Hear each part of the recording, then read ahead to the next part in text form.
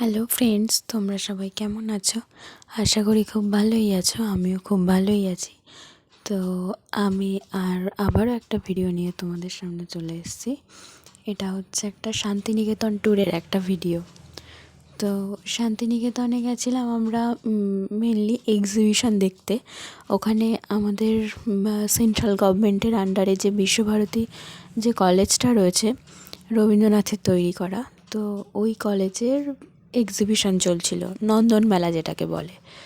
তো ওখানে গেছিলাম।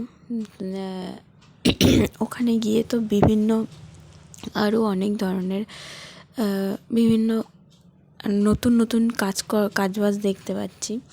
তো এখানে দেখো গাছের গায়ে কিছু শাড়ি টানিয়ে কিছু এলিমেন্টস দিয়ে ওরা বিভিন্ন আর্টওয়ার্ক তৈরি করেছে। তো এগুলো নতুন নতুন জিনিস, এটাও আমাদের নতুন শেখা হলো ওখানে গিয়ে অনেক কিছু। তো আমি তোমাদের সাথে সব কিছু শেয়ার করতে পারলাম না, কারণ যখন আমরা রুমের ভিতরে গেছিলাম তো ফোন টোন অ্যালাউ ছিল না, তাই বাইরে থেকেই বাইরের যে পরিবেশটা, যে নাচ গান যেগুলো হচ্ছিল সেগুলো শেয়ার করলাম। আর বাইরের যে আর্টওয়ার্কগুলো রেডি করেছিল ওরা, সেইগুলো তোমাদের সাথে দেখালাম।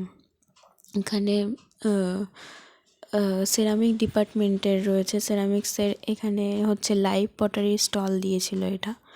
মানে তুমি ওখানে গিয়ে তুমি যদি নিজের হাতে পটারি করতে চাও তো এখানে বসে আমাদের যে সিনিয়র দিদিরা ছিল ওরা হেল্প করে দিচ্ছিল।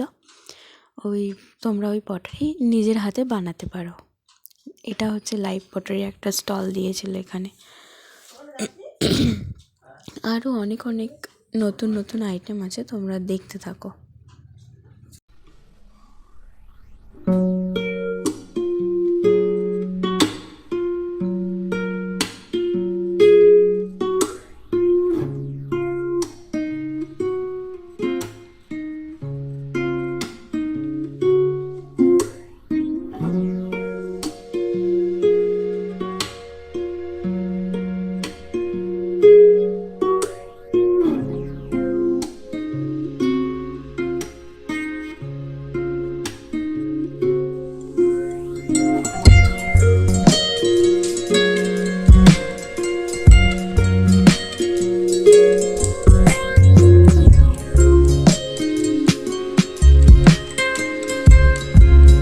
এখানে বিশ্বভারতীর স্টুডেন্টরা মিলে একটা কালচারাল প্রোগ্রামের আয়োজন করেছিল স্টেজ ছাড়াই, যেটা হচ্ছে মাঠের মাঝখানে ওরা নিজেরা আর কি একটা নাট্য পরিবেশন করেছিল। তো সেটাই তোমাদেরকে দেখালাম।